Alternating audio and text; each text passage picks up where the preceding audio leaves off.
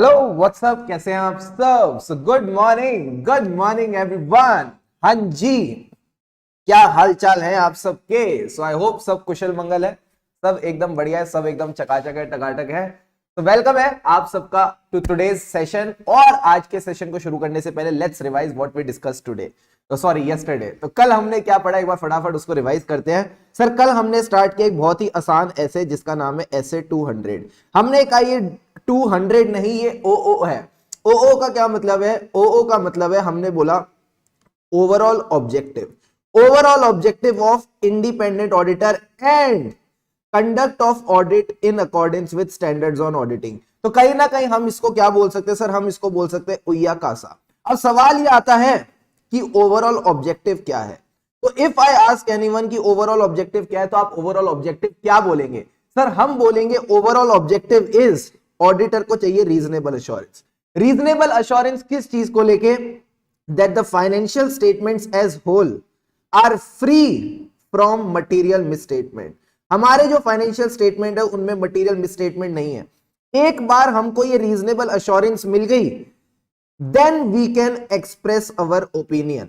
एक बार reasonable assurance मिल गई, then we can express our opinion. Sir opinion किस चीज को लेके? That financial statements have been prepared. आप ही ने मुझे ये बात बताई थी कि अगर उनमें मटेरियल मिसस्टेटमेंट नहीं तो हम कह सकते हैं they have been prepared in all material respects. In all material respects किसके हिसाब से? As per the applicable FRF. जो हमारा एप्लीकेबल एफआरएफ है ये उसी के हिसाब से बने हैं। जब ओपिनियन रेडी हो गया तो ओपिनियन घर तो लेके जाएंगे नहीं, then you have to report and communicate as per the standards on auditing. जो स्टैंडर्ड्स ऑन ऑडिटिंग कहते हैं वैसे आप रिपोर्ट और कम्युनिकेट करके चलोगे। इतनी सी बात मैंने आपको कल सिखाई थी। अब इसी में से सवाल उठा बच्चों का क्या, कि रीजनेबल अश्योरेंस क्यों? सबसे पहले बच्चों के मन में सवाल आया रीजनेबल अश्योरेंस क्यों? हम यहां पे एब्सोल्यूट अश्योरेंस क्यों नहीं ले सकते? हम यहां पे एब्सोल्यूट अश्योरेंस क्यों नहीं ले सकते? हम अपनी जो ऑडिट रिस्क है, सर ऑडिट रिस्क का क्या मतलब था? Wrong opinion when the financial statements are materially misstated. ये जो ऑडिट रिस्क है, ये जो ऑडिट रिस्क है, हम इसको जीरो क्यों नहीं कर सकते?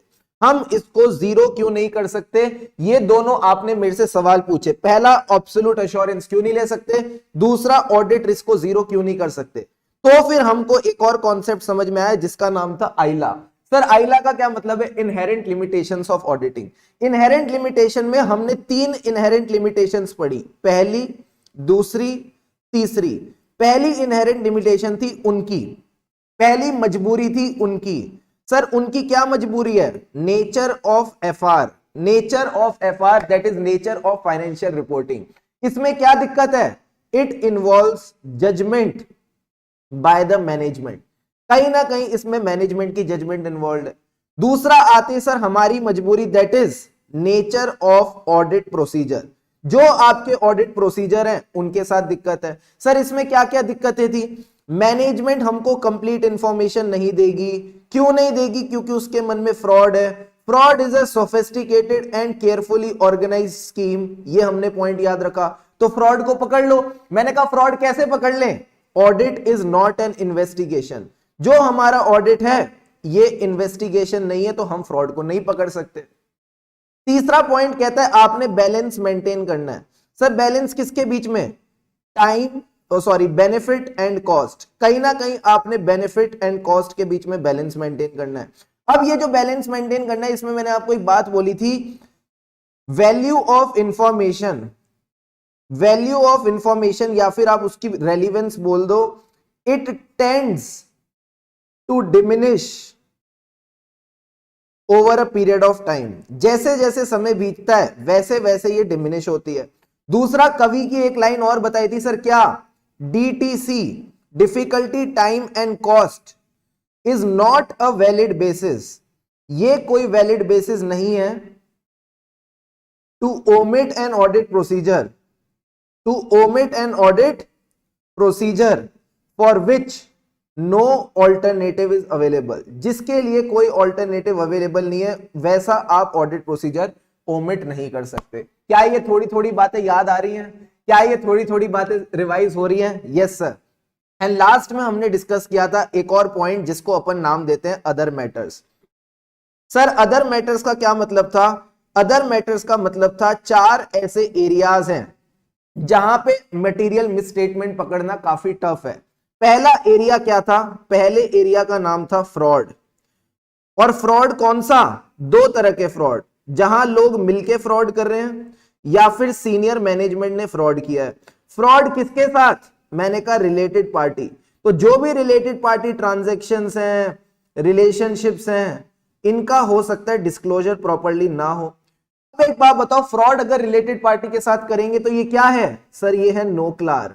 नोक्लार का क्या मतलब है? नोक्लार का मतलब है non compliance with laws and regulation. जब आप नोक्लार करोगे तो इतनी भारी पेनल्टी लगेगी कि कौन बैंड बच जाएगी? सर बैंड बच जाएगी ऑफ द गोइंग कंसर्न। कहीं ना कहीं आपके गोइंग कंसर्न की बैंड बच जाएगी। ये पॉइंट आपने कहीं ना कहीं ध्यान में रख के चलना था। आई होप यहां तक सारी की सारी बातें आपको क्लियर है। इसी के साथ साथ आपने पूछा मेरे से कि रीजनेबल अश्योरेंस का मीनिंग क्या है? रीजनेबल अश्योरेंस का मीनिंग क्या है? तो मैंने तुमको बोला रीजनेबल अश्योरेंस का एक ही मीनिंग है, that it is a high but not absolute assurance. ये हाई अश्योरेंस तो है बट ये एब्सोल्यूट अश्योरेंस नहीं है। अब तुम सबने पूछा ये मिलेगी कैसे, हाउ टू गेट इट? तो मैंने कहा जो भी चीज चेक करनी हो उसके लिए आप लेंगे sufficient and appropriate evidence. Sir sufficient and appropriate का मतलब है आप क्वांटिटी भी लेंगे, आप क्वालिटी भी लेंगे। अगर मैं बात करता हूं क्वांटिटी की, तो क्वांटिटी कौन सी 2 चीजों से फर्क पड़ता है? जो हमारी एविडेंस की क्वांटिटी है उसको कौन सी 2 चीजों से फर्क पड़ता है? एक तो रिस्क ऑफ मटेरियल मिसस्टेटमेंट, दूसरा हमने कहा इसमें किस चीज से फर्क पड़ता है? सर इसमें फर्क पड़ता है क्वालिटी से। एक से क्वांटिटी बढ़ती है, एक से क्वांटिटी घटती है। एक से क्वांटिटी बढ़ती है, एक से क्वांटिटी घटती है। अगर मैं बात करूं क्वालिटी, ये 2 फैक्टर्स पे डिपेंडेंट है, relevance and reliability. Sir relevance और रिलायबिलिटी का क्या मतलब है? रिलायबिलिटी मतलब क्या मैं उस पर भरोसा कर सकता हूं या नहीं, क्या वो एविडेंस रिलायबल है या नहीं। रेलिवेंस का मतलब है is it relevant to the assertion being tested. जिस असर्शन की आप टेस्टिंग कर रहे हो, जिस असर्शन की आप टेस्टिंग कर रहे हो, क्या ये उस असर्शन को टेस्ट करने के लिए रेलिवेंट है कि नहीं?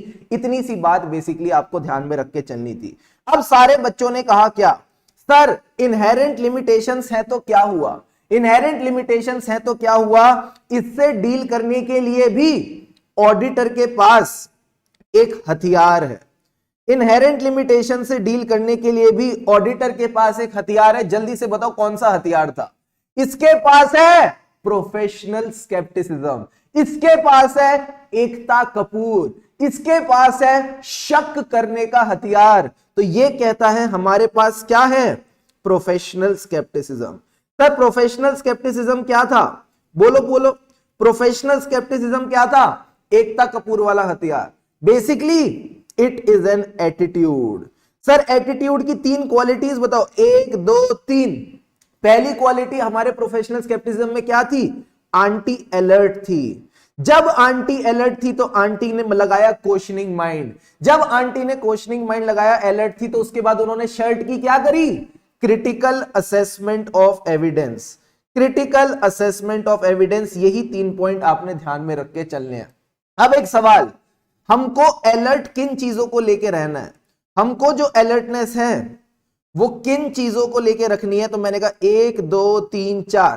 पहली चीज, जो आपके ऑडिट एविडेंस हैं they are contradicting in nature. कहीं ना कहीं आपके जो ऑडिट एविडेंस है वो कॉन्ट्राडिक्टिंग है। जब एक एविडेंस दूसरे से कॉन्ट्राडिक्ट करेगा तो मेरे मन में सवाल आएगा, सर किसको लेके? It will bring into question the reliability of documents. कहीं ना कहीं मैं डॉक्यूमेंट्स की रिलायबिलिटी पे शक करूंगा। दूसरा, मुझे खुशबू आएगी किसकी? There is a possibility of fraud. कहीं ना कहीं यहां फ्रॉड की पॉसिबिलिटी है। अगर फ्रॉड की पॉसिबिलिटी है, डॉक्यूमेंट्स की रिलायबिलिटी पे शक है, तो मेरा काम बढ़ जाएगा या काम कम हो जाएगा? सर काम बढ़ जाएगा। तो मुझे यहां पे एडिशनल ऑडिट प्रोसीजर्स करने पड़ेंगे। अब कहीं ना कहीं एडिशनल ऑडिट प्रोसीजर करने पड़ेंगे तो सब बच्चों के मन में सवाल, इतनी मेहनत क्यों? इतनी मेहनत क्यों? इतनी मेहनत करके क्या फायदा होगा? You will reduce the risk of heart attack. जो आपके दिल को चोट पहुंचेगी अगर कल को जाके मटेरियल मिसस्टेटमेंट निकली और आप डिटेक्ट नहीं कर पाए, तो वो जो रिस्क है वो रिड्यूस हो जाएगी। सर रिस्क ऑफ उई, सर उई का क्या मतलब था? Overlooking unusual circumstances. जितने भी अनयूजुअल सर्कमस्टेंसेस है अब आप उनको ओवरलुक नहीं करोगे। Over generalising when drawing the conclusions, जो भी कंक्लूजन्स ड्रॉ करते वक्त है आप उसको अब आप ओवर जनरलाइज नहीं करोगे। आई का क्या मतलब था? Inappropriate assumptions when you are inappropriate assumptions while deciding the nature, timing and extent of audit procedures.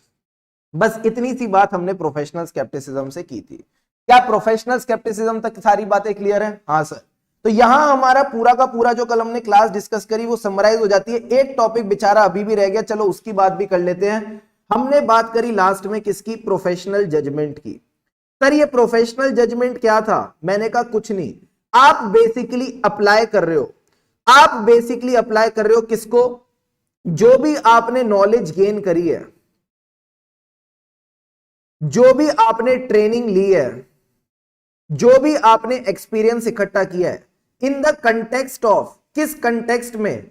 Auditing, accounting या फिर एथिकल स्टैंडर्ड्स। इसको जब आप अप्लाई करते हो किसके लिए? इसको जब आप अप्लाई करते हो in your decision making, in an audit engagement, इसी को अपन प्रोफेशनल जजमेंट कहते हैं। अब सर ये प्रोफेशनल जजमेंट कहां लगती है? मैंने कहा पूरे ऑडिट में। जब से आपने मटीरियलिटी निकाली, जब से आपने मटीरियलिटी निकाली, जब से आपने ऑडिट रिस्क देखी, इसके बेसिस पे आपने डिसाइड किए कितने ऑडिट प्रोसीजर्स करने हैं।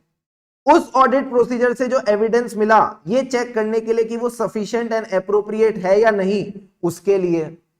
फिर उस पे जो आपने कंक्लूजन निकाले उसको चेक करने के लिए, एंड लास्ट में जहां मैनेजमेंट की जजमेंट वहां आपकी जजमेंट। यही पॉइंट आपने ध्यान रखने थे, यही पॉइंट आपने ध्यान रखने थे कि हमारी ये जो प्रोफेशनल जजमेंट है ये कहां लगेगी? तो इन्हीं एरियाज में लगेगी। ऑडिट रिस्क, मटेरियलिटी, उसके बेसिस पे ऑडिट प्रोसीजर्स, प्रोसीजर्स के बेसिस पे एविडेंस क्या वो सफिशिएंट एंड एप्रोप्रिएट है या नहीं, उस एविडेंस के बेसिस पे conclusion, and last point is जहां मैनेजमेंट की जजमेंट वहां ऑडिटर की जजमेंट। बच्चा कह रहा है ऐसे 705 का रेफरेंस भी पढ़ा था, चलो उसको भी रिवाइज करते हैं। ऐसे 705 में अपन ने क्या पढ़ा था? ऐसे 705 में अपन ने पढ़ा था, सिंपल सी बात है, आप पहले तो sufficient and appropriate evidence check करो। आप पहले तो चेक करो सफिशिएंट एंड एप्रोप्रिएट एविडेंस। दूसरा, अगर मटेरियल मिसस्टेटमेंट है तो ये भी देखो कि वो परवेसिव है या नहीं। ठीक है सर, या तो वो परवेसिव होगी, इधर से इधर से इधर, मटेरियल मिसस्टेटमेंट है तो चेक करो आपको सफिशिएंट एंड एप्रोप्रिएट एविडेंस मिला या नहीं, या तो मिला या नहीं मिला। अगर सफिशिएंट एंड एप्रोप्रिएट एविडेंस मिला तो चेक करो क्या वो परवेसिव है या नहीं। अगर सफिशिएंट एंड एप्रोप्रिएट एविडेंस मिला और वो परवेसिव है तो फिर आप कौन सा ओपिनियन दोगे? मैंने कहा आप इस केस में एडवर्स ओपिनियन देके चलोगे। Very good. अगर ये परवेसिव नहीं है तो मैंने कहा दिमाग बंद करो, चुपचाप लिखो क्वालिफाइड ओपिनियन, और कोई ऑप्शन भी नहीं है। फिर आता है sir sufficient and appropriate evidence नहीं मिला और इसका इंपैक्ट परवेसिव है, तो मैंने कहा जब एविडेंस ही नहीं तो कंक्लूजन किस बात का, जब कंक्लूजन ही नहीं तो ओपिनियन किस बात का। तो इस केस में अपन देंगे क्या? Disclaimer of opinion. इस केस में अपन डिस्क्लेमर ऑफ ओपिनियन देंगे। एंड अगर परवेसिव नहीं है तो मैंने कहा भगवान जी ने क्या कहा था? जब भी परवेसिव नहीं होगा, जब भी परवेसिव नहीं होगा तो हम इस केस में क्या करेंगे? हम हमेशा क्वालिफाइड ओपिनियन देके चलेंगे, हम हमेशा क्वालिफाइड ओपिनियन देके चलेंगे। इतनी सी बात हमने कल की थी और यहां हमारी पूरी रिवीजन हो जाती है पहले सेशन की। आई होप यहां तक सारी की सारी बातें क्लियर है। ठीक है, कल की क्लास कितने देर की थी? 2.5 घंटे की थी, 14 मिनट में पूरी की पूरी क्लास रिवाइज हो गई। अब सर सवाल आता है क्या आज मास्टर जी क्या पढ़ाएंगे? आज मास्टर जी क्या पढ़ाएंगे? तो फटाफट आ जाओ अपने नोट्स पे और देखते हैं सर अब हम कहां कहां क्या क्या चीजें हमारी रह गई हैं। ये आ जाओ। तो यहां पे हमने सबसे पहले क्या किया? ओवरऑल ऑब्जेक्टिव हमारा डिस्कस हो गया। यहां पे डन डनाडन डन। अगर रीजनेबल एश्योरेंस नहीं मिल रही यानी सफिशिएंट एंड एप्रोप्रिएट एविडेंस नहीं मिल रहा, प्लस ये कहता है क्वालिफाइड ओपिनियन इनसफिशिएंट है, तो ऑडिटर क्या करेगा? विड्रॉ करेगा। बट अगर विड्रॉ लीगली परमिटेड नहीं है तो वो ओपिनियन को डिस्क्लेम करके चलेगा। एप्लीकेबल एफआरएफ क्या होता है सर? ये फाइनेंशियल रिपोर्टिंग फ्रेमवर्क है जो मैनेजमेंट अडॉप्ट करती है, plus it is acceptable as per the laws and regulation. ये पॉइंट अपन ने कल ही डिस्कस किया था। फेयर प्रेजेंटेशन कहता है कुछ एडिशनल डालना है तो एडिशनल डालो, लेस करना है लेस करो, तुम्हारी मर्जी है। फेयर प्रेजेंटेशन करने के लिए सब चलेगा। कंप्लायंस फ्रेमवर्क कहता है गधे की तरह काम करो, जैसा फ्रेमवर्क कहता है चुपचाप वैसा करो, ना कुछ एक्स्ट्रा ना कुछ माइनस। फिर से बोल रहा हूं, ना कुछ एक्स्ट्रा ना कुछ माइनस, चुपचाप जैसा कहा जा रहा है वैसा वैसा करते चलो। ये आपको बात मैंने कल बताई। फिर हमने डिस्कस करी मिसस्टेटमेंट की डेफिनेशन। सर मिसस्टेटमेंट क्या है? जैसा एफआरएफ चाहता था वैसे फाइनेंशियल स्टेटमेंट नहीं बने, यानी there is a difference in the reported financial statements and the one that was required as per the FRF. Sir difference किन चीजों को लेके है?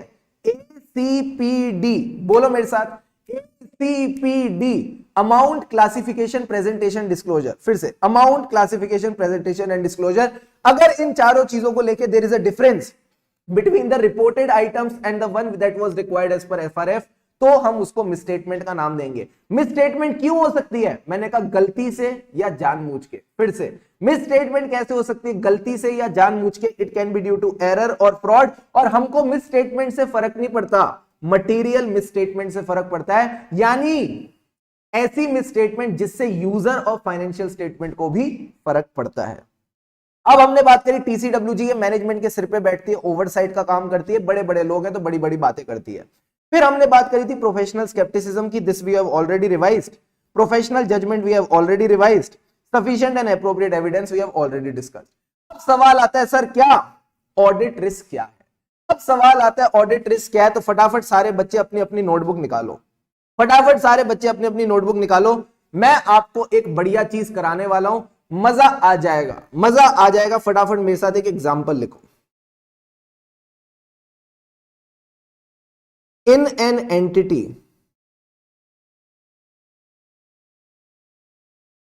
There is a risk that out of every 100 bulbs produced,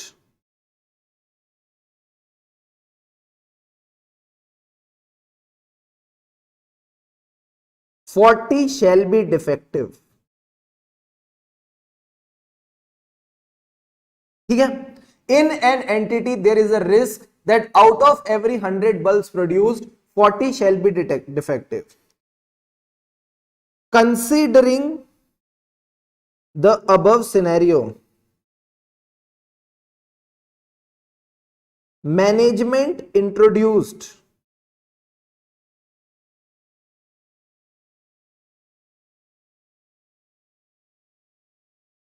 quality checks।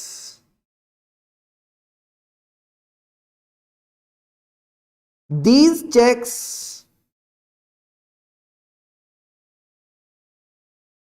can detect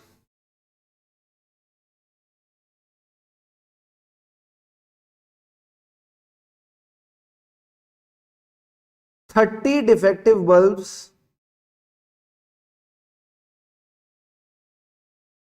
out of 40।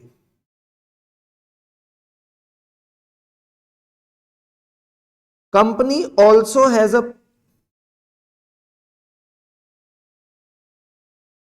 policy of external check।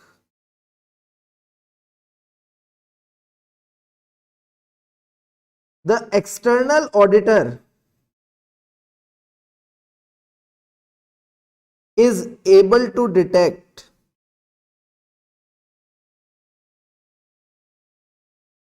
8 defective bulbs out of the remaining 10।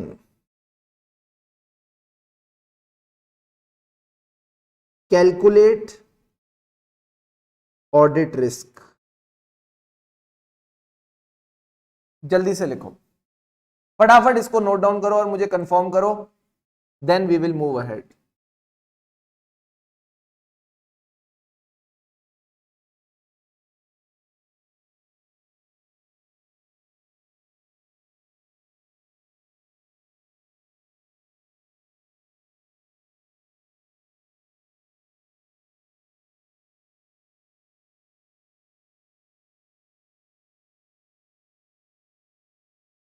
Done sir, बहुत बढ़िया बहुत बढ़िया बहुत बढ़िया बहुत बढ़िया। अब इधर आओ, क्वेश्चन कहता क्या है? क्वेश्चन कहता है there is a risk. Sir risk क्या है? एंटिटी जब भी 100 बल्ब प्रोड्यूस करेगी 40 डिफेक्टिव निकलेंगे ही निकलेंगे।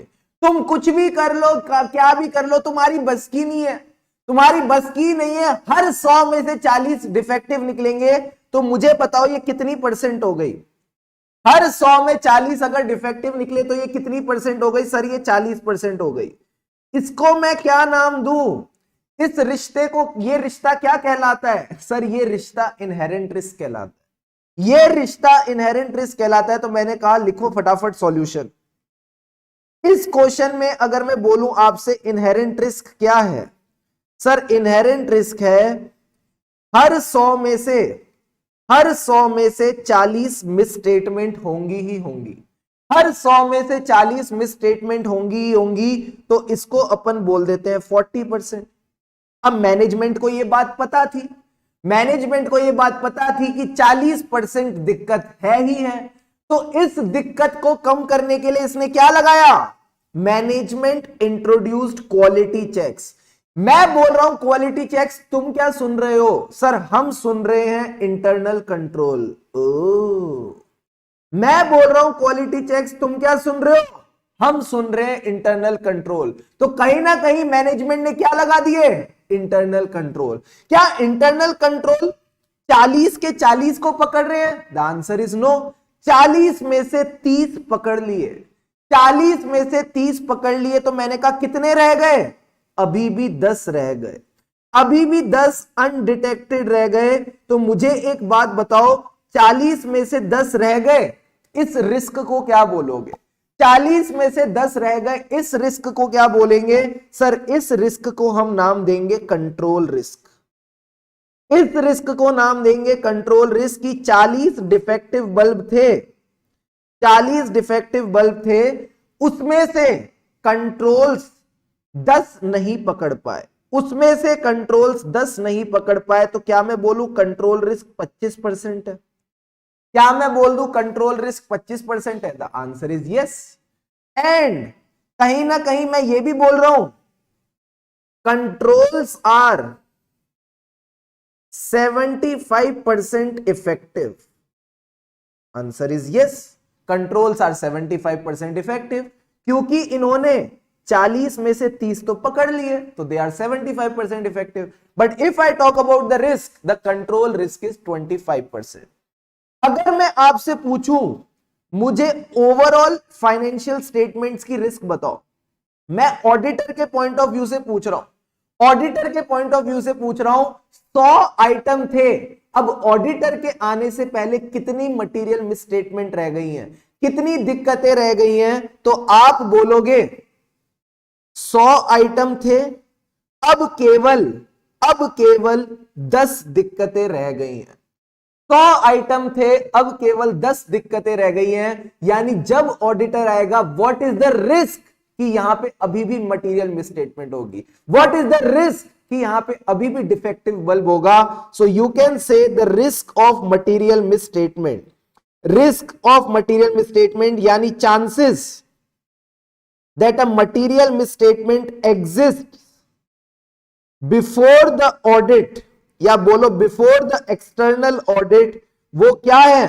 सर वो 10% है, वो मात्र 10% है। इसको आप इस तरह से बोल सकते हो।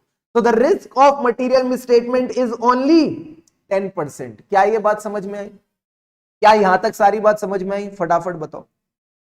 इसको मैं एक और तरीके से बोलूं, अगर आप मेरे को इजाजत दो। सारे बच्चे बताओ, क्या एक और तरीका जानना चाहोगे? हां सर बताओ। क्या मैं ऐसा भी कह सकता हूं, क्या मैं ऐसा भी कह सकता हूं कि रिस्क ऑफ मटेरियल मिसस्टेटमेंट क्या थी?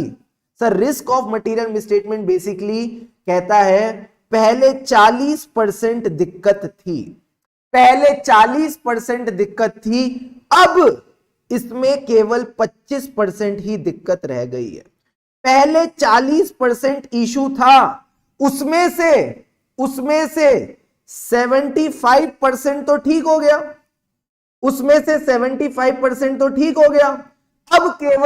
अब केवल 25% ही दिक्कतें रह गई हैं, तो 40% का 25% करे तो कितना आएगा? मैंने कहा ये आपका आ जाएगा 10%, ये आपका आ जाएगा 10%। तो यही आपकी रिस्क ऑफ मटेरियल मिसस्टेटमेंट है, inherent risk into control risk. यानी इनहेरेंट रिस्क थी 40%, कंट्रोल्स ने 75% ठीक कर दी, तो बची कितनी? बची आपकी सिर्फ 25%। तो यहां रिस्क ऑफ मटेरियल मिसस्टेटमेंट आ गया।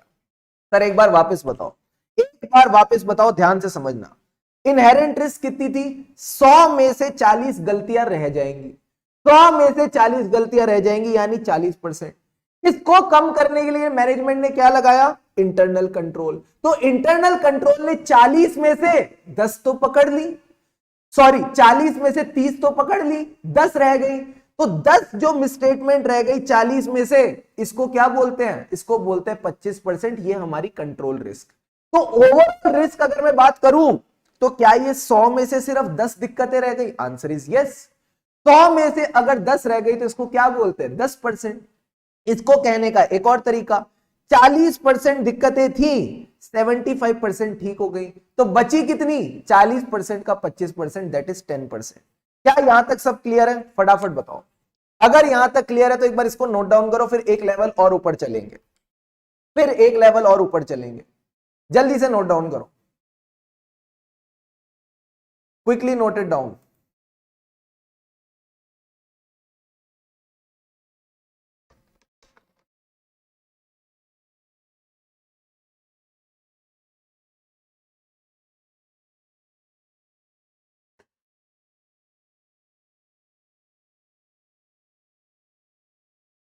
डन सर,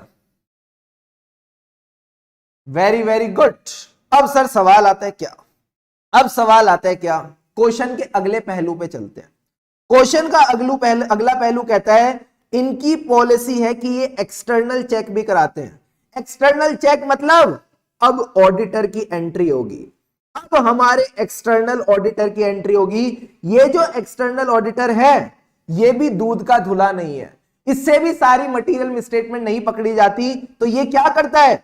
ये रिमेनिंग 10 में से, ये जो रिमेनिंग 10% है, इस 10% में ये क्या कह रहा है? ये 10 में से 8 गलतियां पकड़ लेता है, 10 में से 8 गलतियां पकड़ लेता है। तो मुझे एक बात बताओ, ऑडिट रिस्क कितनी हो गई? ऑडिट रिस्क कितनी हो गई? तो अगर मैं आपसे ऑडिट रिस्क पूछूं, यहीं पे लिख लें? हाँ सर यहीं लिख लो फटाफट। एक बार यहीं पे अपन एक कॉलम बना लेते हैं ऑडिट रिस्क का। तो ऑडिट रिस्क अगर आपसे कोई पूछे, ऑडिट रिस्क भी नहीं, मैं बोलता हूं डिटेक्शन रिस्क, गलत वर्ड, डिटेक्शन रिस्क की बात करते हैं, ऑडिटर की डिटेक्शन रिस्क। तो ऑडिटर की डिटेक्शन रिस्क क्या है? 10 गलतियों में से उसने 8 तो पकड़ ली, कितनी नहीं पकड़ पाया? सर 2 नहीं पकड़ पाया, 2 नहीं पकड़ पाया। तो 2/10 is equal to 20%, 2/10 is equal to 20%, यानी ऑडिटर केवल 20% नहीं पकड़ पाएगा। फिर से बोल रहा हूं, 10 में से 2 गलतियां नहीं पकड़ पाया, 8 गलतियां पकड़ ली, तो रिस्क कितनी है? 2/10, दैट इज 20%। अब सवाल उठता है सर क्या ओवरऑल ऑडिट रिस्क क्या है? ओवरऑल ऑडिट रिस्क क्या है? तो क्या मैं बोलूं ऑडिटर के आने से पहले, ऑडिटर के आने से पहले कितनी रिस्क थी? सर ऑडिटर के आने से पहले रिस्क थी 10%।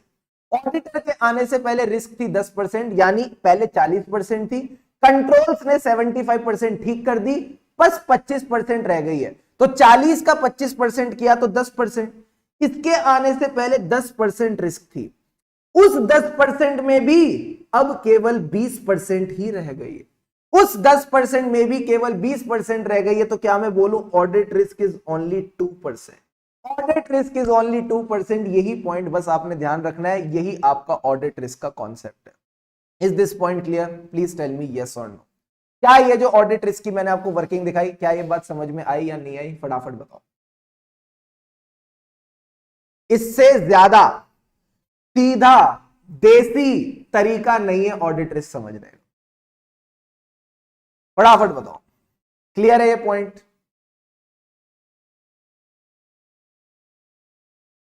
Very good, very good. एक बार और समझेंगे, एक बार और समझेंगे, ध्यान से समझना। क्वेश्चन कहता है 100 में से 40 गलतियां रह जाएंगी, ये क्या है? Inherent risk. इनहेरेंट रिस्क को कम करने के लिए मैनेजमेंट ने क्या लगाए? Internal control. अब इंटरनल कंट्रोल ने भी 40 में से 30 तो चीजें पकड़ ली, 40 में से 30 चीजें तो पकड़ ली, तो 75% इफेक्टिव है। तो दिक्कत कहां आती है? 25% में। तो ये जो 25% दिक्कत है, इसको अपन क्या बोलते हैं? Control risk. ठीक है सर। तो अगर मैं बोलूं ऑडिटर के आने से पहले क्या रिस्क है, तो इसको बोलते हैं risk of material misstatement. Risk that the financial statements are materially misstated before audit.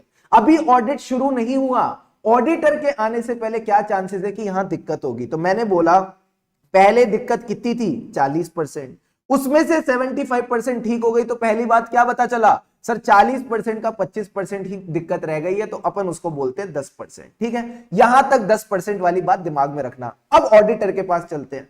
Auditor कहता है अच्छा 10 ही गलतियां बची हैं, उस 10 में से 8 तो मैं पकड़ लूंगा। कितनी नहीं पकड़ पाएगा बेचारा? सर 2 नहीं पकड़ पाएगा। तो ऑडिटर के लिए डिटेक्शन रिस्क कितनी हो गई सर? ऑडिटर के लिए डिटेक्शन रिस्क हो गई 20%। अब मैं ओवरऑल ऑडिट की बात करूं तो ओवरऑल ऑडिट के हिसाब से ऑडिटर के आने से पहले थी 10%। 10% में से वो 20% नहीं पकड़ पाएगा, तो 10% का 20% कितना होता है सर? केवल 2%। ये बेसिक बात आपने ध्यान रखनी, ये बेसिक बात आपने ध्यान रखनी है। That is the basic thing that you need to remember. अब सर सवाल उठता है क्या हमारे नोट्स में क्या लिखा है? हमारे नोट्स में क्या लिखा है? तो फटाफट आ जाओ अपने नोट्स पे, नोट्स में डिस्कस करते हैं।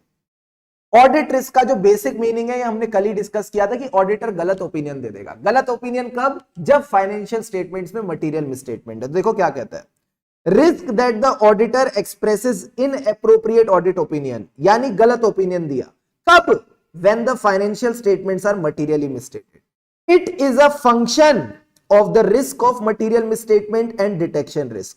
जैसा हमारे एग्जाम्पल में था 10% risk of material misstatement into 20% detection risk, तो हमने 2% की ऑडिट रिस्क निकाली थी। ठीक है sir. Risk of material misstatement का मतलब है risk that the financial statements are materially misstated. इनमें मटेरियल मिसस्टेटमेंट एग्जिस्ट करती है कब? Prior to the audit. अभी ऑडिट शुरू भी नहीं हुआ, उससे पहले ही यहां पे मटेरियल मिसस्टेटमेंट है। जैसे कि हमारे एग्जाम्पल में क्या था? हमारे एग्जाम्पल में थी 40% इनहेरेंट रिस्क, उसमें से अब केवल 25% ही रह गई थी कंट्रोल रिस्क के नाम पे। तो 40 का 25% किया तो 10%, तो ये 10% ही रिस्क ऑफ मटेरियल मिसस्टेटमेंट है। This consist of 2 component described as followed as assertion level. अब सर सवाल उठता है असर्शन लेवल का क्या मतलब है और ये असर्शंस क्या है? वैसे हमने कल भी इसके बारे में बात की थी, आज थोड़ी और चर्चा करते हैं। What do you mean by assertions? These are the representations. ये कल आप वैसे लिख चुके हो, अगर चाहो तो वापस लिख लो, तुम्हारी मर्जी है। ठीक है। Representations by the management. These can be explicit or implicit.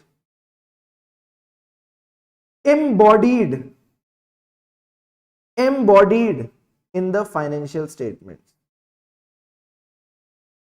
Plus इनका यूज करता है auditor, used by the auditor to detect potential misstatements.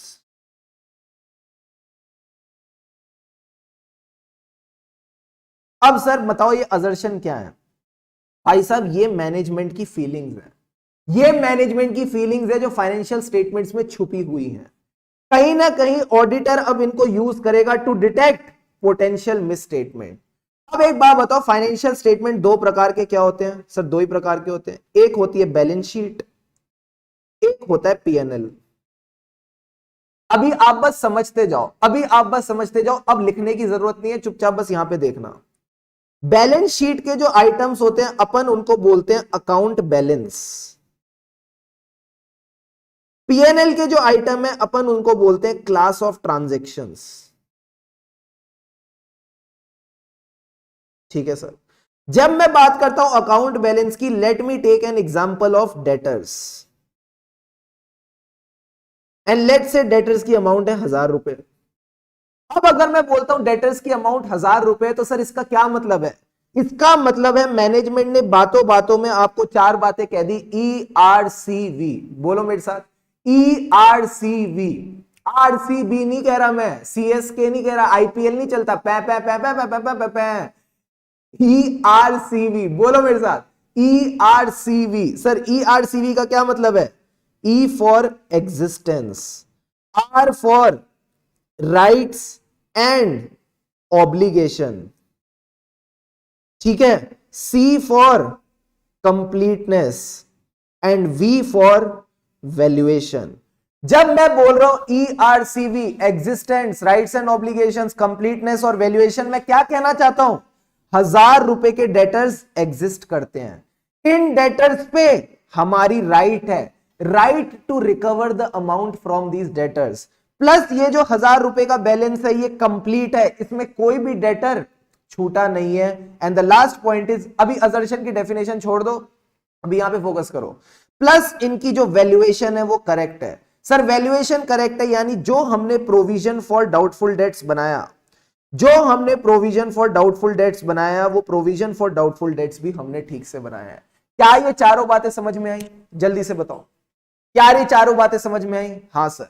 अब जैसी असर्शन वैसी उसकी टेस्टिंग, फिर से जैसी असर्शन वैसी उसकी टेस्टिंग, यानी अगर मुझे टेस्ट करना है डेटर्स एग्जिस्ट करते हैं या नहीं करते हैं, तो मैं कैसे पता करूंगा डेटर एग्जिस्ट करता है कि नहीं करता? सर मैं डेटर से एक्सटर्नल कंफर्मेशन ले सकता हूं। Very very good. मुझे चेक करना है एंटिटी की इसके ऊपर राइट है या नहीं, तो मैं एंटिटी का सेल्स इनवॉइस चेक करूंगा कि एंटिटी ने एक्चुअल में इसको सेल्स करी थी कि नहीं। मुझे चेक करना है डेटर कंप्लीट आए कि नहीं। तो अब एक बात बताओ, अगर मुझे इसकी कंप्लीटनेस चेक करनी है तो क्या मैं डेटर से कंफर्मेशन लूं? The answer is no. हो सकते कुछ ऐसे डेटर मेरे से छूट जाए जिनको मैं कंफर्मेशन ही ना भेजूं, कई सारे ऐसे सेल्स इनवॉइस मेरे से छूट जाए जो डेटर मेरे को पता ही नहीं है। तो कंप्लीटनेस कैसे चेक करूंगा? कोई बच्चा मुझे बताएगा? डेटर की कंप्लीटनेस कैसे चेक करोगे? एक ही ऑडिट प्रोसीजर से सारी असर्शंस तो चेक नहीं हो सकती, तो कंप्लीटनेस कैसे चेक होगी? कंप्लीटनेस चेक होगी आपकी बैंक स्टेटमेंट से। जो आपके बैंक स्टेटमेंट्स हैं अप्रैल, मई, जून, इन बैंक स्टेटमेंट में जो भी पैसा क्रेडिट हुआ है, ये इंडिकेशन दे सकता है कि 31 मार्च 2023 को क्या डेटर्स का बैलेंस रहा होगा।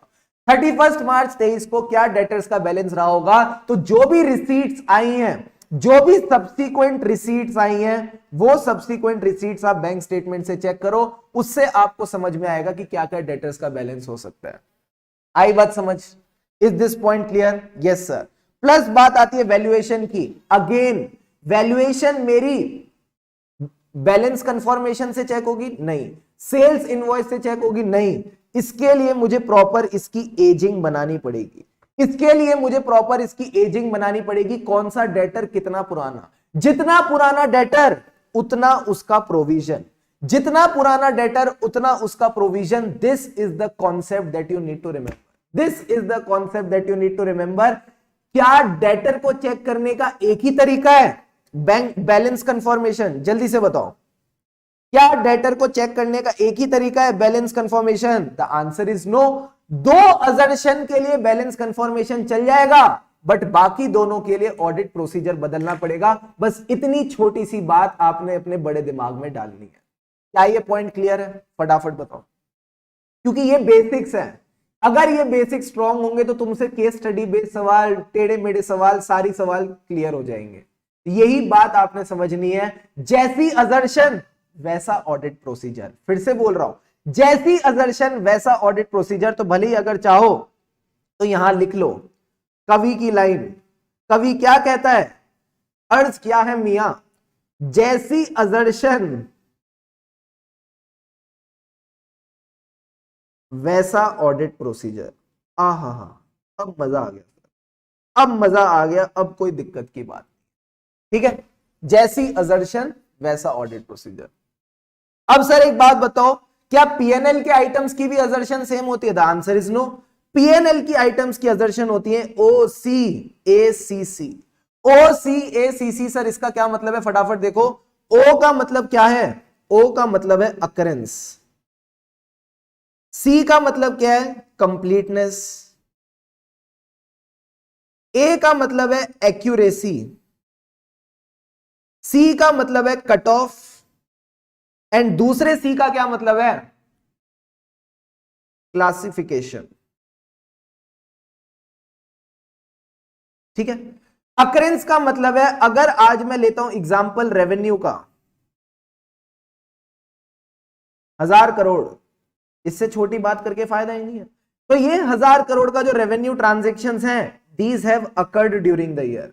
जितनी रेवेन्यू ट्रांजैक्शंस हैं ये कंप्लीट है, जितनी रेवेन्यू ट्रांजैक्शंस अपन ने रिकॉर्ड करी है ये सही अमाउंट पे रिकॉर्ड करी है, प्लस जो भी रेवेन्यू रिकॉर्ड हुआ है वो इसी साल का रेवेन्यू है, जो भी रेवेन्यू रिकॉर्ड हुआ है वो इसी फाइनेंशियल ईयर का रेवेन्यू है, ना पिछले फाइनेंशियल ईयर का ना आगे आने वाले फाइनेंशियल ईयर का।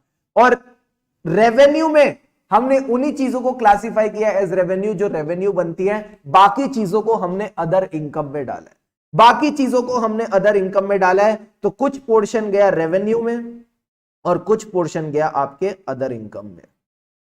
क्या ये अजर्शन समझ आई, क्या ये अजर्शन वाला पार्ट समझ आया? हाँ सर। तो दो तरह की चीजें होती है, बैलेंस शीट के आइटम, पीएनएल के आइटम। सर तीसरी चीज भी होती है, पूछो मेरे से, तीसरी चीज क्या होती है? मैंने कहा तीसरी चीज होती है डिस्क्लोजर्स, तीसरी चीज होती है डिस्क्लोजर। सर डिस्क्लोजर का क्या मतलब है?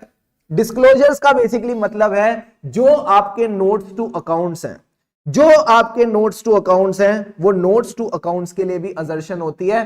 सर नोट्स टू अकाउंट्स की अजर्शन क्या है? इसकी खिचड़ी। अगर आप बैलेंस शीट और पीएनएल के आइटम की अजर्शंस को सबको साथ में मिला दो तो नोट्स टू अकाउंट्स की अजर्शन निकल आएंगी। ठीक है, फटाफट 2 मिनट दे रहा हूं, प्लीज नोट इट डाउन, जल्दी से नोटिंग कर लो इसकी। यहां आपकी अजर्शन की मास्टर क्लास कंप्लीट होती है। ठीक है, I did not expect to take it today but flow में हो गई। जल्दी से लिख लो इसको।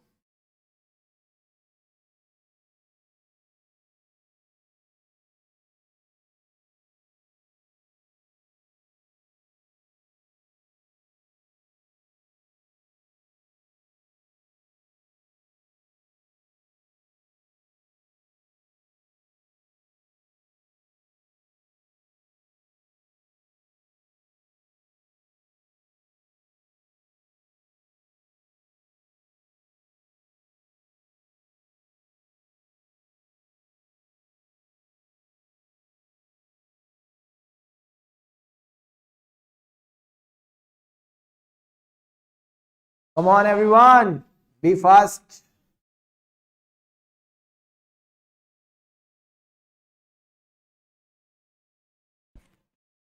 शाबाश मेरे शेरों।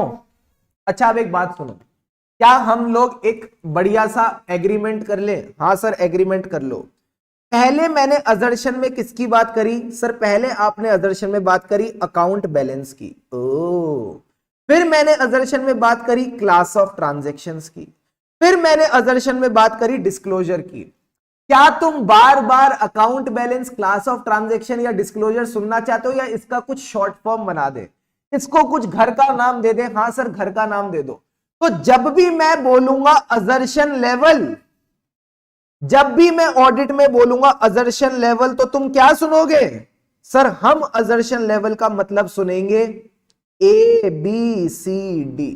हम अजर्शन लेवल का मतलब सुनेंगे A B C D. Sir A B C D का क्या मतलब है? Account balance, class of transaction, disclosure. वापस बोल रहा हूं, account balance, class of transaction, disclosure. Because मेरा मूड नहीं है, मैं बार बार क्यों बोलूं ये बड़े बड़े नाम, account balance, class of transaction, disclosure? नहीं, तुम सीधा सीधा एबीसीडी बोलो और आगे बढ़ो। पेपर में एबीसीडी नहीं लिख सकते, फिर एग्जामिनर भी नर्सरी वाले नंबर देगा।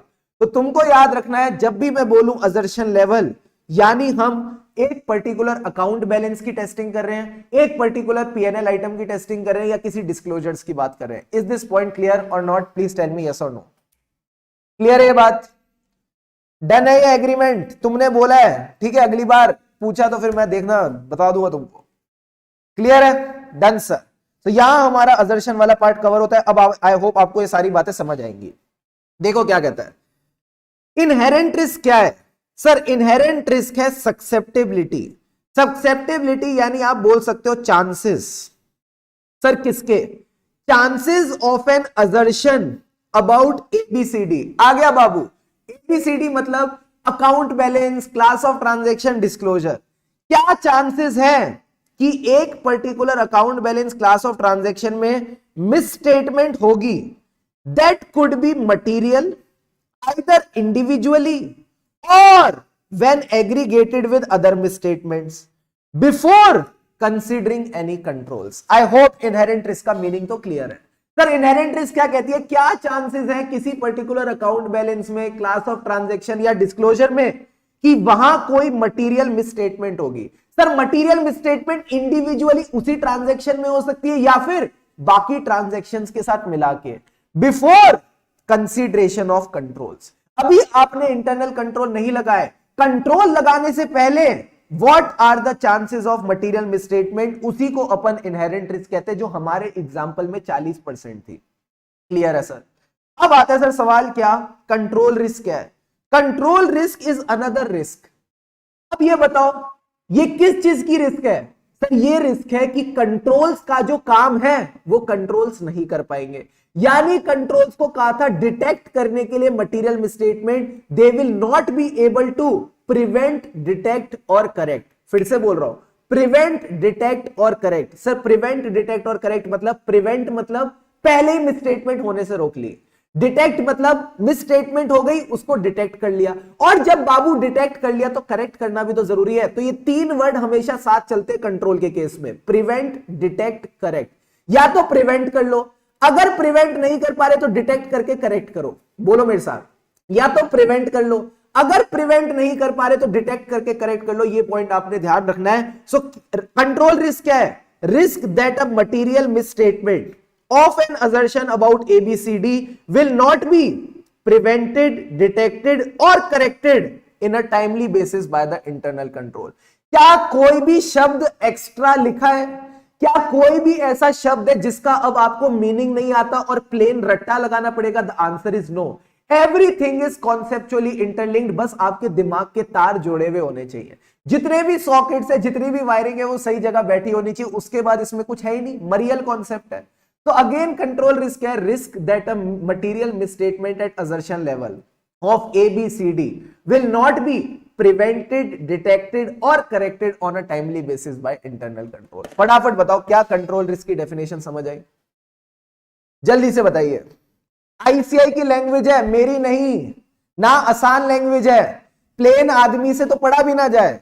तुम बताओ तुमको समझ आई या नहीं आई?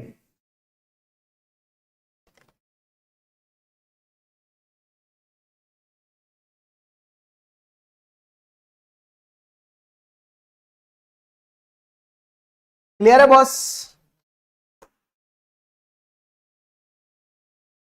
Yes sir. अब आ जाओ अगले पॉइंट पे।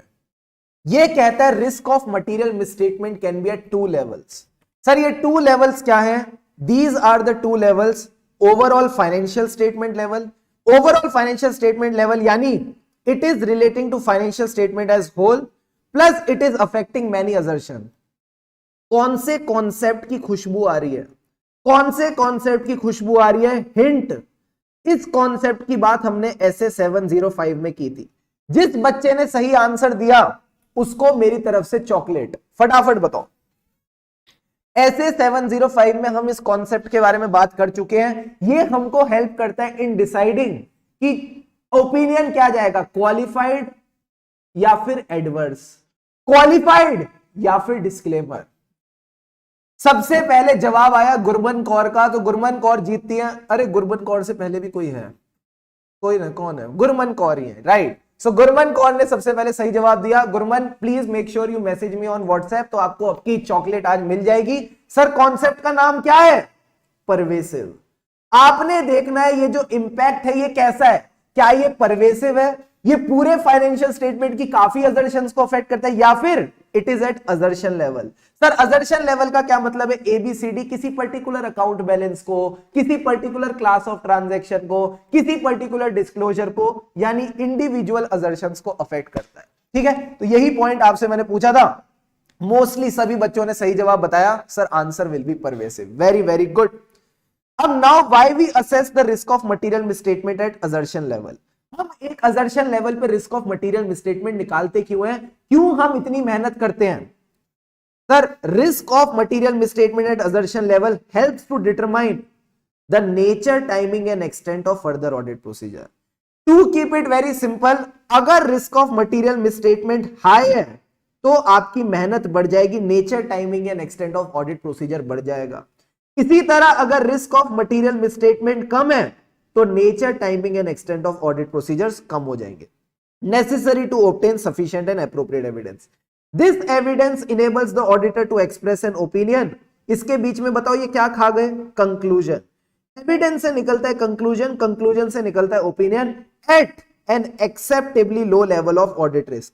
अरे ऑडिट रिस्क को जीरो क्यों नहीं कर रहे, फटाफट बताओ। हमने ऑडिट रिस्क को जीरो क्यों नहीं किया? यहां ये वर्ड क्यों लिखा है, acceptably low level of audit risk?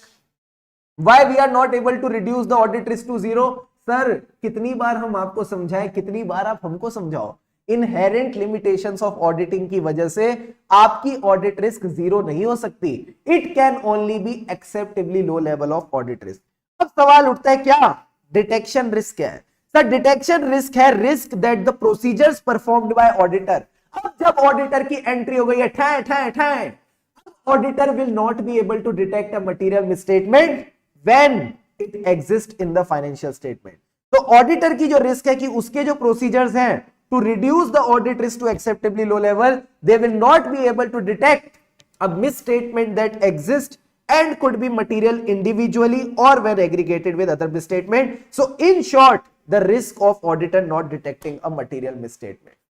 क्या आप सब मुझे कमिटमेंट करेंगे? हाँ सर, मैं 2 मिनट दे रहा हूं, फटाफट तीनों की डेफिनेशंस मुझे याद करके बताओ, फटाफट तीनों की डेफिनेशंस मुझे याद करके बताओ। सर, इसका क्या फायदा होगा?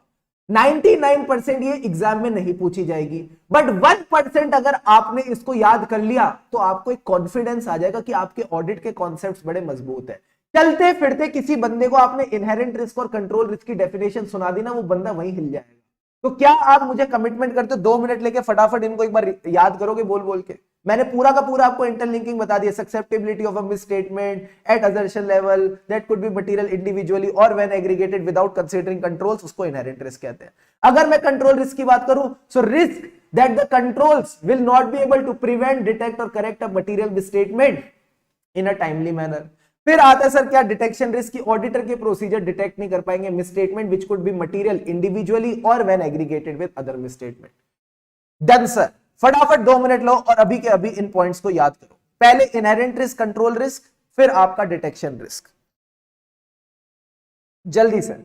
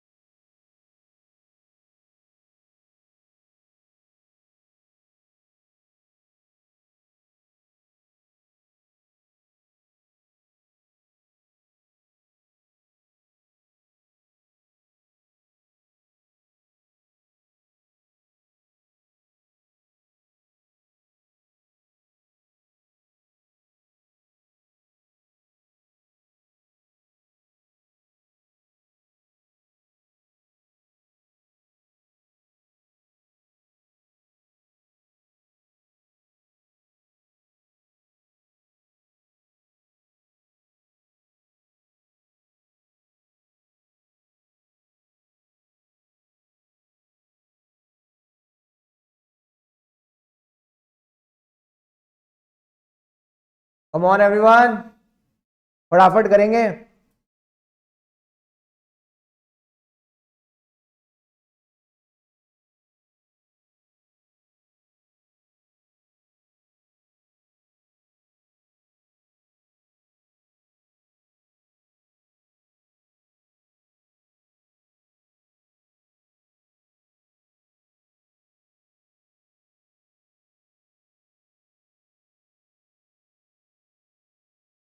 Done sir. अब आ जाओ एक बार डिटेक्शन रिस्क को भी कर लो, फटाफट आ जाओ डिटेक्शन रिस्क को भी कर लो। Take 20-30 seconds and please learn this definition also.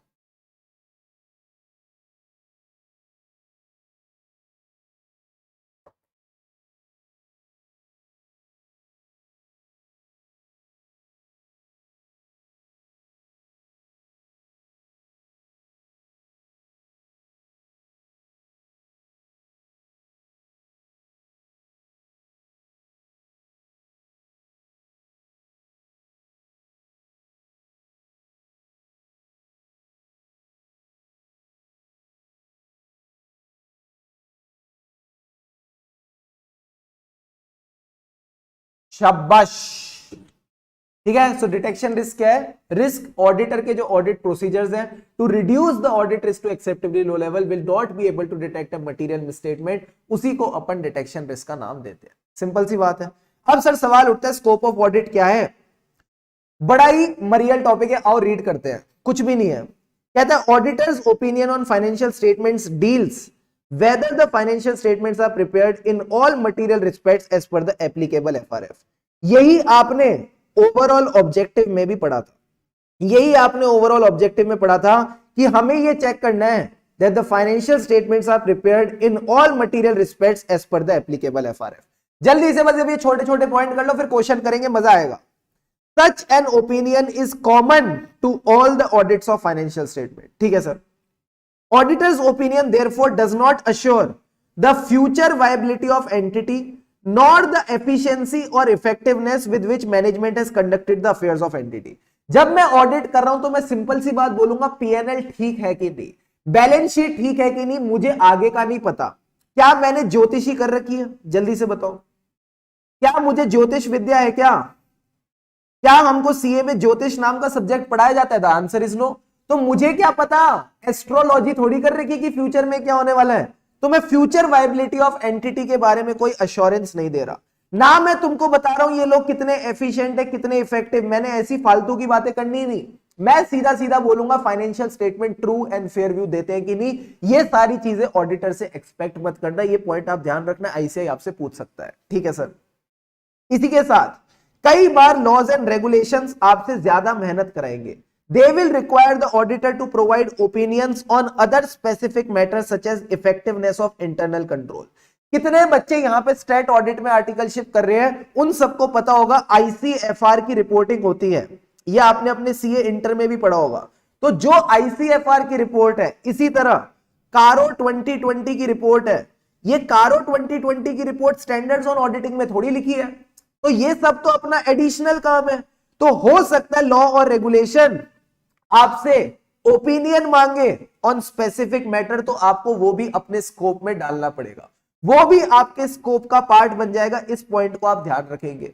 Last point कहता है while SAs includes requirements and guidance in relation to such matters to the extent they are relevant in forming an opinion, still हो सकता है as an auditor आपको additional काम करना पड़े if auditor has additional responsibility to provide such opinion. तो ये जो लास्ट के दोनों पॉइंट है, दीज आर इंटरकनेक्टेड। अब सर इस टॉपिक का क्या करना है, बस आप इसको रीड करके चलोगे, कोई रट्टा लगाने मत बैठ जाना। इस टॉपिक से आपने बस इतनी सी बात समझी, आप ऑडिट करने गए हो। ऑडिट करने गए हो यानी आपको ये बताना है financial statement in all material respects FRF के हिसाब से बने हैं या नहीं बने हैं, ठीक है सर। क्या हमको एडिशनल रिस्पॉन्सिबिलिटीज भी आ सकती है? हाँ, लॉज और रेगुलेशन कह सकते हैं आईसीएफआर की रिपोर्टिंग करो, कारो 2020 की रिपोर्टिंग करो, कोई भी नई नई रिपोर्टिंग आ सकती है, तो चुपचाप वो करना पड़ेगा और आपको फिर वो एडिशनल काम करके देना पड़ेगा। I hope this point is clear. अब सवाल आता है सर क्या प्रीमाइस? प्रीमाइस का मतलब है responsibility of management and TCWG. अब सारे बच्चे इधर देखो, अब सारे बच्चे इधर देखो, तुम्हारा मुझे समय चाहिए 5 मिनट चाहिए गिन के, उसके बाद मैं तुमको ब्रेक दे दूंगा। फटाफट ब्रेक क्या दे दूंगा, मैं तुमको क्वेश्चन कराऊंगा, ऐसे कैसे ब्रेक दे दूंगा तुमको। इधर आओ। प्रीमाइस का मतलब क्या है सर? प्रीमाइस का मतलब है बुनियाद। जिस बुनियाद पे ऑडिट हो रहा है उसको प्रीमाइस कहते हैं। प्रीमाइस का मतलब क्या है? अगर मैं ऑडिट करने गया तो मैं ऑडिट किसका कर रहा हूं? मैं क्या चेक कर रहा हूं? सर आप फाइनेंशियल स्टेटमेंट चेक कर रहे हो। क्या क्या आ गया हाथ में? मैं क्या चेक कर रहा हूं? ये क्या है? एवर रेडी की बैटरी नहीं, तुम आंखों का नंबर चेक कराओ, ये फाइनेंशियल स्टेटमेंट है। तो मैंने कहा जब तक फाइनेंशियल स्टेटमेंट नहीं होंगे मैं ऑडिट किसका करूंगा? तो फाइनेंशियल स्टेटमेंट बनाएगा कौन? ऑडिटर बनाएगा। तुम्हारे घर की फर्म थोड़ी है जो ऑडिटर बनाएगा, तुम्हारे गांव की फर्म थोड़ी है जो ऑडिटर बनाएगा। ऑडिटर कहां बनाता है फाइनेंशियल स्टेटमेंट? सर हमारे पास वाला जो ऑडिटर है वही फाइनेंशियल स्टेटमेंट बना के देता है। ये बातें सबको बतानी नहीं होती, it is a misconduct.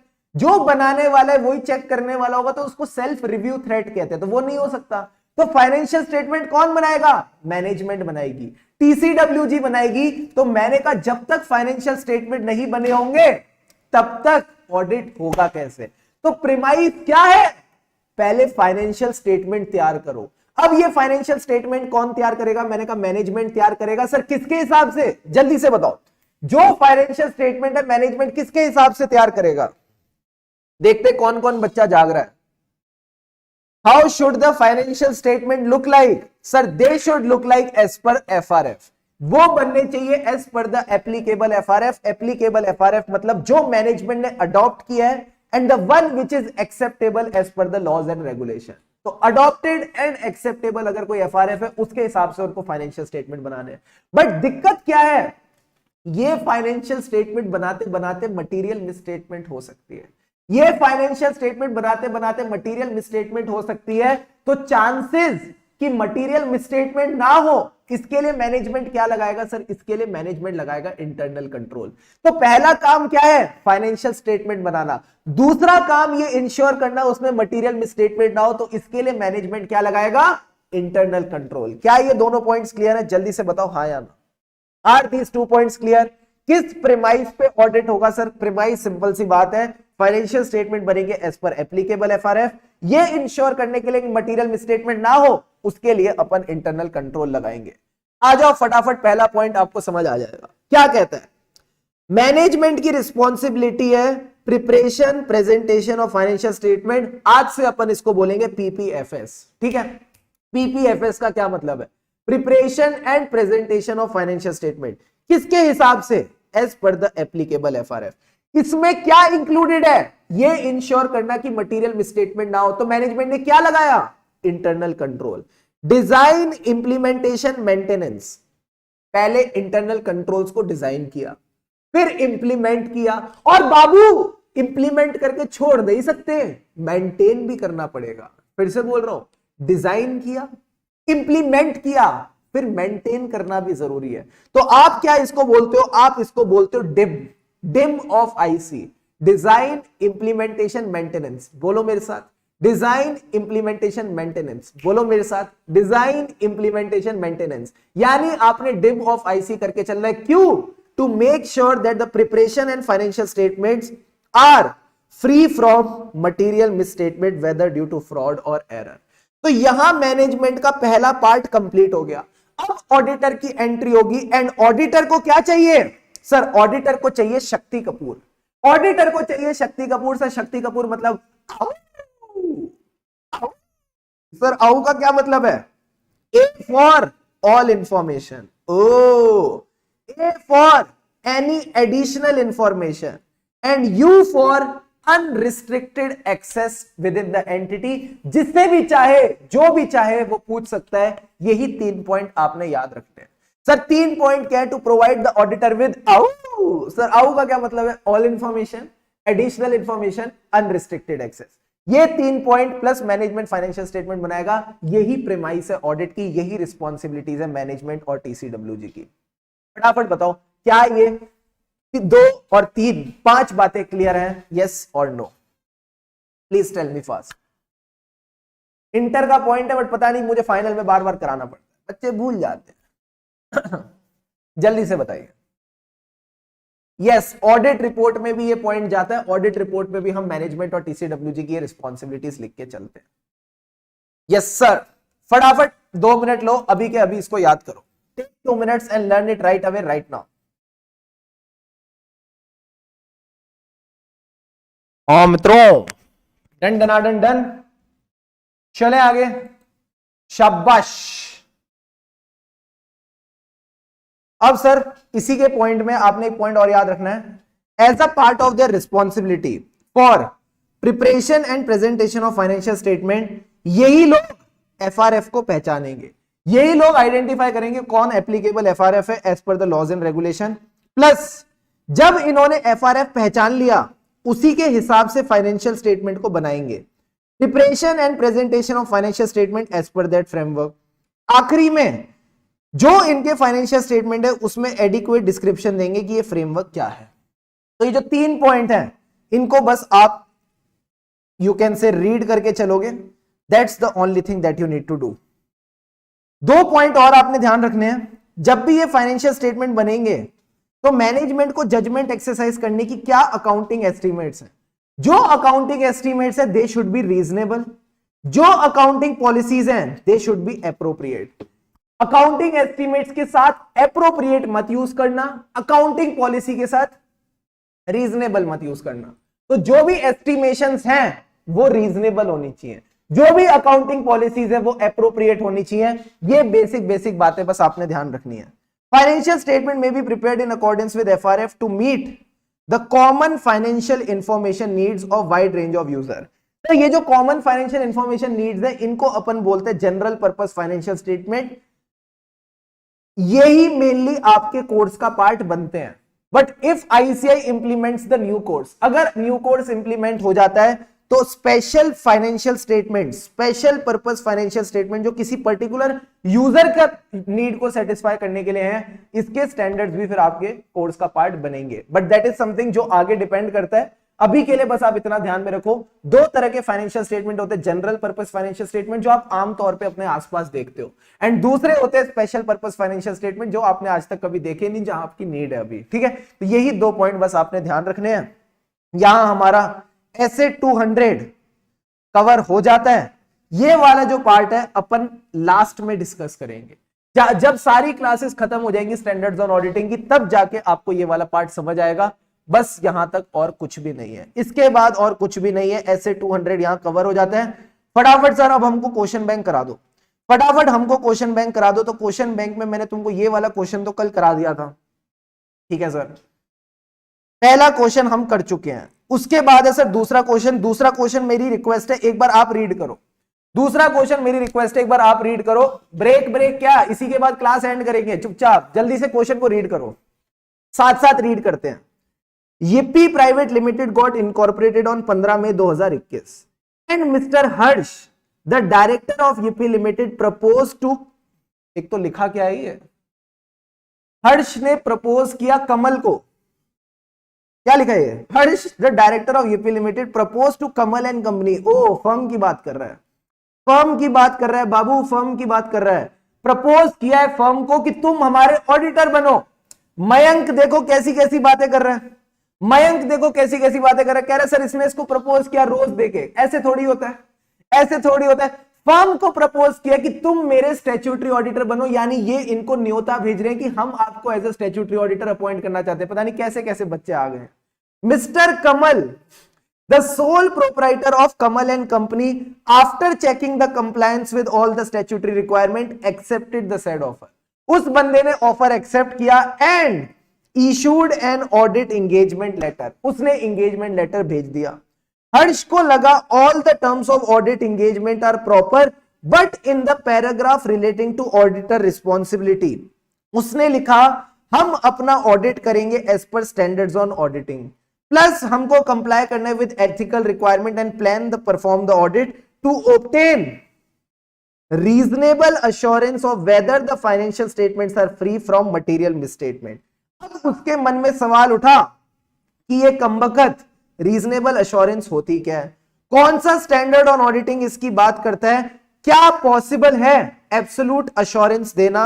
Assume that you are mister Kamal, तुम ही कमल हो, ठीक है, तुम ही लोटस हो, तुम ही कमल हो, the newly statutory auditor, please address the queries of Harsh. तो हर्ष की पहली क्वेरी क्या है कि रीजनेबल अश्योरेंस क्या है, तो तुमको तो पता ही है reasonable assurance is a high but not absolute level of assurance, तो पहला आंसर तो हो गया।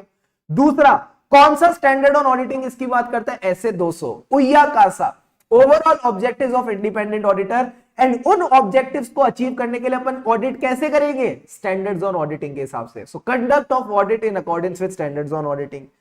क्या हमको एब्सोल्यूट अश्योरेंस मिल सकती है, द आंसर इज नो। बताओ क्यों नहीं मिल सकती, because of inherent limitations of auditing. तो अगर आप इस आंसर को देखोगे तो यही कहता है ऐसे 200 हमको रीजनेबल अश्योरेंस चाहिए whether financial statement as a whole are free from material misstatement. एक बार मिल गई तो हम अपना ओपिनियन एक्सप्रेस कर पाएंगे कि हां financial statements are prepared in all material respects as per the FRF. ये कौन सा पॉइंट आ गया सर, ये आपका ओवरऑल ऑब्जेक्टिव वाला पॉइंट आ गया, ये आपका ओवरऑल ऑब्जेक्टिव वाला पॉइंट आ गया। ओवरऑल ऑब्जेक्टिव का क्या मतलब है, ये चश्मा नहीं है, ओवरऑल ऑब्जेक्टिव लिखा है मैंने।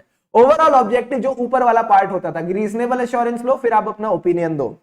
अब रीजनेबल अश्योरेंस का मतलब लिखा है, रीजनेबल एश्योरेंस का मतलब लिखा है high but less than absolute assurance. It is obtained जब ऑडिटर को क्या मिलती है, संतुष्टि।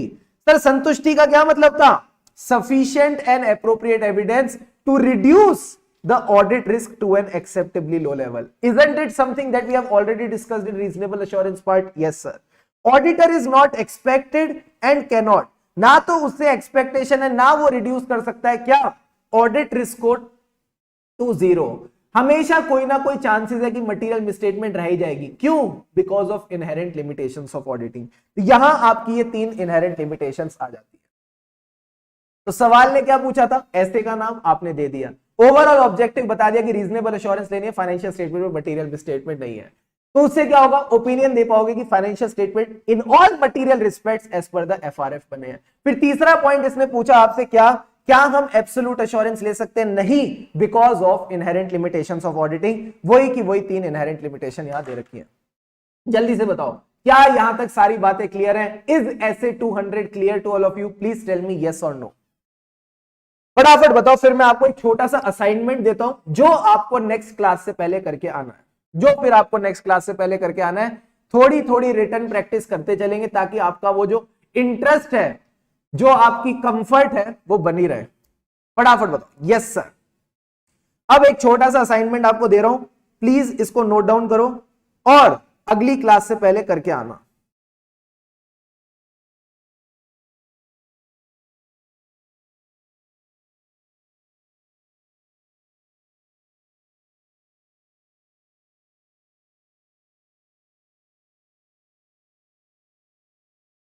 What's overall objective of auditor?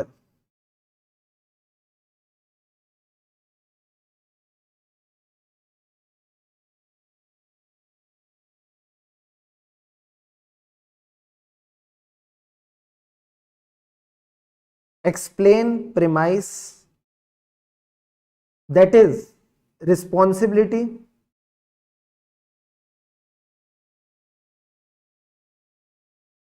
of management and TCWG. Professional judgment is required at various junctures of audit. Explain. 5 question. Yes, आज जल्दी छुट्टी होगी, फटाफट लिखते जाओ। Fourth, professional scepticism requires auditor to stay alert to certain circumstances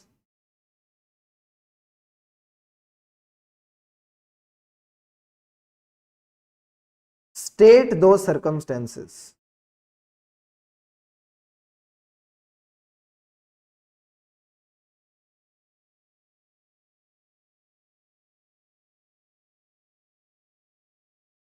fifth वाला क्या दें, जल्दी से कुछ बढ़िया सा सवाल बताओ।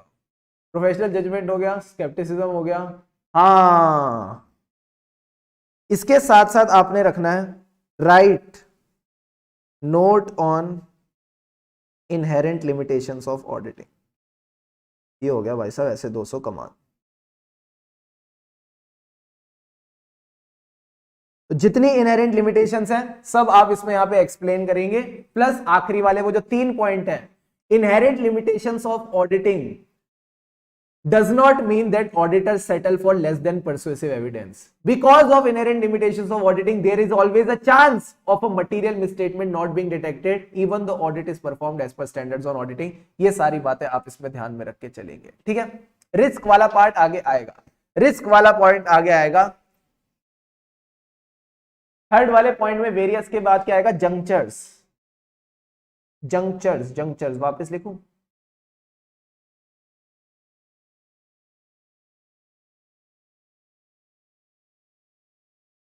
junctures of audit। Done sir, done done done done. ठीक है, सो आज के लिए आई थिंक इतना काफी है, बाकी अपन और आगे कंटिन्यू करते रहेंगे और आगे बढ़ते रहेंगे। And yes, have a good day ahead. हमें राही ऑडिट के फिर मिलेंगे चलते चलते। आई होप ऐसे 200 आपको क्लियर है। Before coming to the next class, make sure you revise this, ऐसे अच्छे से इसको प्रॉपर्ली आप रिवाइज वगैरह करो।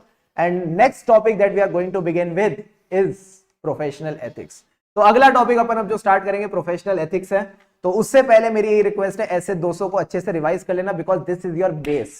ये जो आज हमने बेस बनाया है, यही बेस पे हम पूरे ऑडिट को खड़ा करेंगे, पूरे ऑडिट में यू कैन से महारत हासिल करेंगे। So have a great day ahead. हमें राही ऑडिट के फिर मिलेंगे चलते चलते।